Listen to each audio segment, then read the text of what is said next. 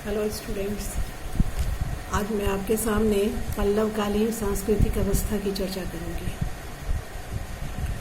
प्राचीन भारत के राजनीतिक और सांस्कृतिक इतिहास में पल्लव वंश का विशेष योगदान है। उन्होंने पेनंग और तुंगभद्रा नदियों के दक्षिण में एक विशाल साम्राज्य की स्थापना की थी और अपने साम्राज्य का विस्तार लंका तक किया था। इस वंश की जानकारी के विषय में अगर हम जानना चाहें तो इसके साधनों में सबसे पहला नाम संगम साहित्य का आता है। संगम यानी कि विद्वानों की गोष्ठियों में तैयार किया गया साहित्य, जो यह काव्य के रूप में हमारे सामने है और इससे हमें पल्लव वंश की जानकारी मिलती है। दूसरा, हम निर्भर कर सकते हैं पल्लवकालीन राजाओं द्वारा खुदवाए गए अभिलेख, जो कि मूलतः संस्कृत अथवा तमिल भाषा में, इनसे भी हमें पल्लव वंश की जानकारी मिलती है। पल्लवों की उत्पत्ति के विषय में कहा जाता है कि ये लोग तोडैयर नामक जगह के स्थानीय निवासी थे। इसी तोडैयर को संस्कृत ग्रंथों में पल्लव कहा गया है। हालांकि इनकी उत्पत्ति या इनका उदय 3री सदी के मध्य में हो चुका था, लेकिन इनकी महानता का वास्तविक काल सिंह विष्णु नामक राजा से शुरू होता है, जो कि 6ठी शताब्दी के अंतिम दशक में पल्लव वंश का राजा बना। इसके अलावा इस वंश के महान राजाओं में अगर हम नाम लेना चाहें तो उसमें सिंह विष्णु के अलावा महेंद्र वर्मन प्रथम, नरसिंह वर्मन प्रथम, नरसिंह वर्मन द्वितीय आदि के नाम लिए जा सकते हैं। और इस काल का अंतिम महान राजा अपराजित था, जिसे कि परास्त करके चोलों ने अपनी सत्ता दक्षिण भारत में स्थापित की थी। तो आज हम बात करेंगे इस काल की सांस्कृतिक अवस्था का। तो जैसा कि मैंने कहा कि प्राचीन भारत के सांस्कृतिक इतिहास में इस काल का विशेष योगदान रहा है। और सांस्कृतिक अवस्था को जानने में सबसे पहले हम जानेंगे उस काल की धार्मिक अवस्था के बारे में। तो दक्षिण भारत के अन्य राजवंशों की तरह धर्म पल्लव काल में भी सबसे ऊंचे पायदान पर था। पल्लव राजा जो थे वो वैष्णव धर्म को मानने वाले थे और इस समय उत्तर भारत की तरह दक्षिण भारत में भी मूर्ति पूजा, यज्ञों का आयोजन, धार्मिक कर्मकांड, मूर्ति पूजा, अवतारवाद, इन सारे सिद्धांतों का प्रतिपादन हो चुका था। पल्लव राजा स्वयं तो वैष्णव धर्म को मानने वाले थे और उनके द्वारा शिव और विष्णु की अनेक मंदिरों का निर्माण इस काल में किया गया। हालांकि वे लोग हिंदू धर्म के पक्षपाती थे, लेकिन उन्होंने दूसरे धर्म के मानने वालों के प्रति कभी कोई अत्याचार नहीं किया, यानी इस मामले में उन्होंने धार्मिक सहिष्णुता की नीति अपनाई। और जहाँ तक बौद्ध धर्म या जैन धर्म का सवाल है, यह काल उन दोनों धर्मों के लिए पतन का काल था या अवनति का काल था। हालांकि जैन आचार्य तिरुमंगई या फिर बौद्ध आचार्य सुंदरमूर्ति इस काल के ही हुए हैं विद्वान, जिन्होंने कई ग्रंथों की भी रचना की थी। और जहाँ तक बौद्ध धर्म का प्रश्न है, इस काल में भी यानी कि पल्लव काल में भी उनके 100 बौद्ध विहार इस समय थे, जिसमें से लगभग 10,000 बौद्ध भिक्षु इस समय भी निवास करते थे। लेकिन इनकी धार्मिक सहिष्णुता की नीति ने दूसरे धर्मावलंबियों पर कभी अत्याचार की नीति नहीं अपनाई। इसी काल में आदि गुरु शंकराचार्य का भी प्रादुर्भाव हुआ, जो कि अद्वैतवाद के प्रवर्तक थे। इन्हीं शंकराचार्य के द्वारा आगे चल करके मैसूर में श्रृंगेरी मठ, काठियावाड़ में द्वारिका मठ, उड़ीसा में पुरी और हिमालय में बद्रीनाथ मठ की स्थापना की गई। तो ये तो हुई धर्म की बात। अब आप आइए देखते हैं साहित्य की क्या स्थिति थी। साहित्य के क्षेत्र में भी यह काल प्रगति का काल था। इस समय संस्कृत राजभाषा के पद पर थी, इसीलिए पल्लवकालीन ज़्यादातर अभिलेख संस्कृत या फिर तमिल भाषा में ही मिले हैं। वैसे भी तमिल भाषा में संस्कृत शब्दों का प्रयोग उचित मात्रा में किया जाता था। इस समय कांची, जो कि पल्लव राजाओं की राजधानी थी, वह विद्या और कला का केंद्र थी। यहाँ पे द्विगनाग, कदम्बकुल, मयूर शर्मन, ये सब आए थे और इन्होंने ही वेदों का यहाँ पे अध्ययन भी किया था। पल्लव राजा जो थे वो स्वयं कवियों, साहित्यकारों के बहुत बड़े संरक्षक थे। प्रोत्साहन इन्होंने दिया था और इन्होंने स्वयं कई रचनाएं की थी, जिसमें से महेंद्र वर्मन प्रथम ने एक हास्य रस पर आधारित एक ग्रंथ लिखा था जिसका नाम था मत्त विलास प्रहसन। उसने विचित्र वित्त की भी उपाधि धारण की थी। दूसरा पल्लव राजा जो था वो नरसिंह वर्मन द्वितीय ने आगम प्रिय की उपाधि ली थी, जिससे उसका विद्या प्रेम प्रकट होता है। उसके राज दरबार में दंडिन नामक एक प्रकांड विद्वान भी रहता था, जिसका समकालीन मातृदत्त भी था। उसके अलावा सिंह विष्णु, जिसकी चर्चा मैंने पहले की थी, सिंह विष्णु के दरबार में भी भारवी नामक एक प्रकांड विद्वान रहता था और इसकी विद्वता की चर्चा भी दूर दूर तक थी।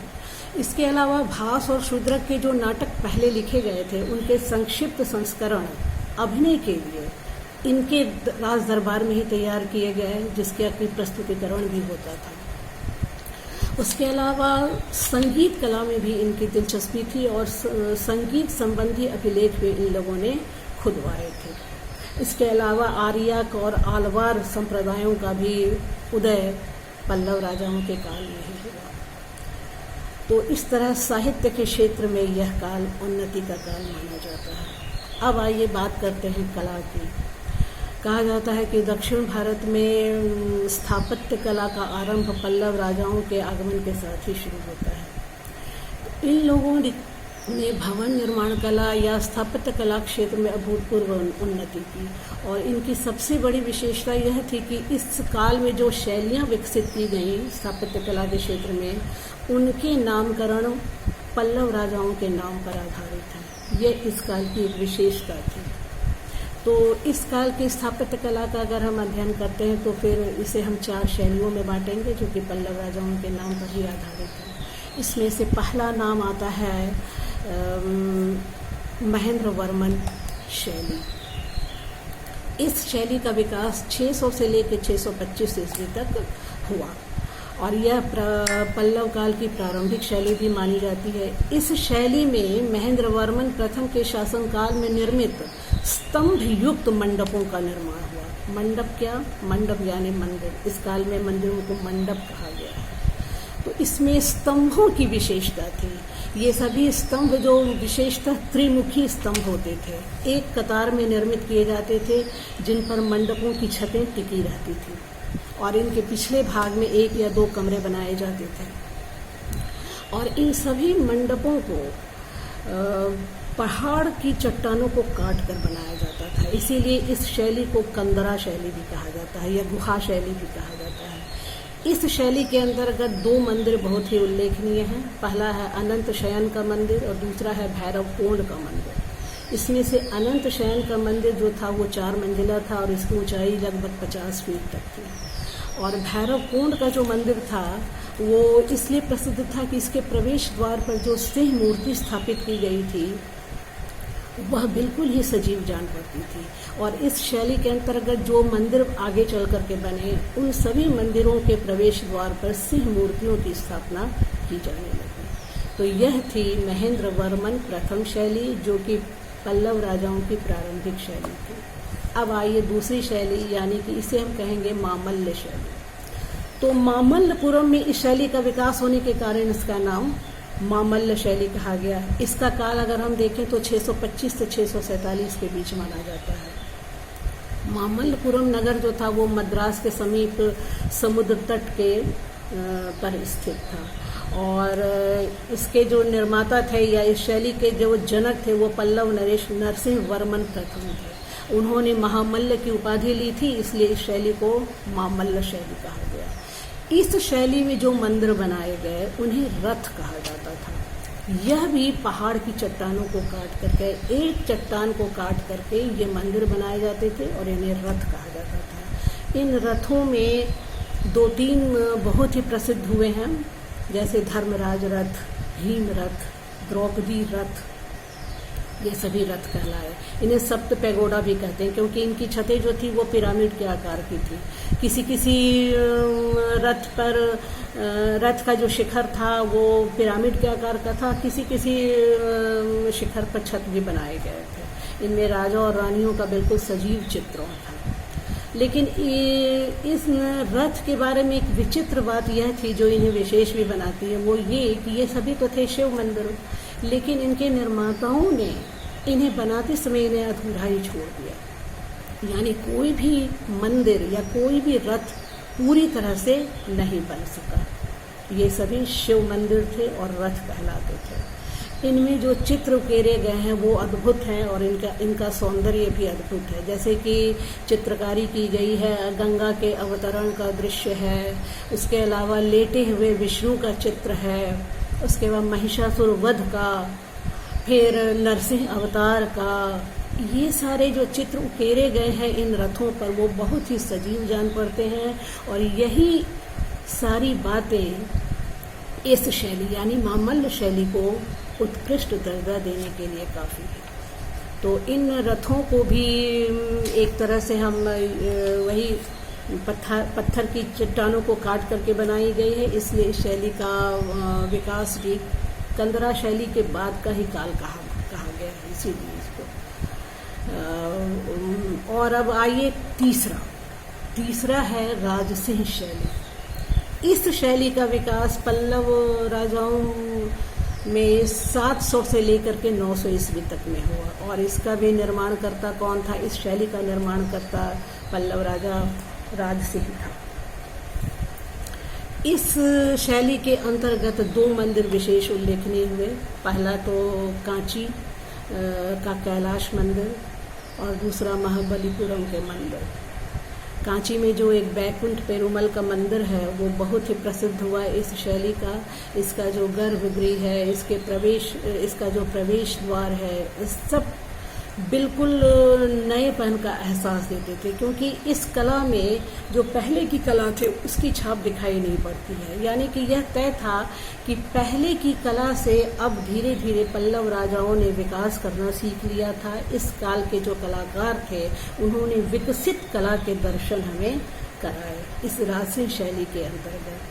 और इस शैली के अंतर्गत जो मंदिर बने, जैसा कि मैंने आपको कहा कैलाश मंदिर, बैकुंठ पेरुमल मंदिर, तो इन मंदिरों या इस शैली की प्रशंसा विदेशी इतिहासकारों द्वारा भी की गई है, जिसमें से प्रसिद्ध उनका नाम उल्लेखनीय है। तो यह हुई 3 शैलियों की बात। और चौथी शैली है वो अपराजित शैली है। जैसा मैंने आपको प्रारंभ में ही कहा कि पल्लव राजवंश का अंतिम महान राजा अपराजित ही था। तो इस शैली का विकास भी इसी काल में हुआ, या ये कहिए कि इस शैली का विकास पल्लव राजवंश के अंतिम चरण में हुआ। और इस काल या इस शैली का एक मंदिर बहुत ही प्रसिद्ध है जिसको कि बहुर का मंदिर कहते हैं। इसमें भी जो स्तंभों के शीर्ष भाग का अत्यधिक प्रसार किया गया। तो पल्लव काल के सभी शैलियों का अगर हम फिर से मूल्यांकन करें तो 2-3 बातें उभर कर सामने आती हैं। एक तो स्तंभ युक्त मंडप, दूसरे रथ, और तीसरा पहाड़ी की चट्टानों को काट कर बनाने की कला। ये 3-4 बातें जो थी वो इस पल्लवकालीन कला को अद्भुत और अतुलनीय बनाती हैं। और हमें यह कहना चाहिए कि इस कला का विकास केवल भारतवर्ष तक ही सीमित नहीं रहा, बल्कि इस कला का प्रचार और प्रसार हम विदेशों तक में भी इसकी छाप देखते हैं। भारतीय उपनिवेश जैसे दक्षिण पूर्वी एशियाई देश, उसमें से जावा, कंबोडिया, अन्नाम की कलाओं पर भी हम पल्लवकालीन कला की छाप देख सकते हैं। इस तरह पल्लवकालीन कला का अध्ययन इतिहास के विद्यार्थियों के लिए बहुत ही ज़रूरी है और विशेष योगदान है इसका प्राचीन भारत के सांस्कृतिक इतिहास में। धन्यवाद।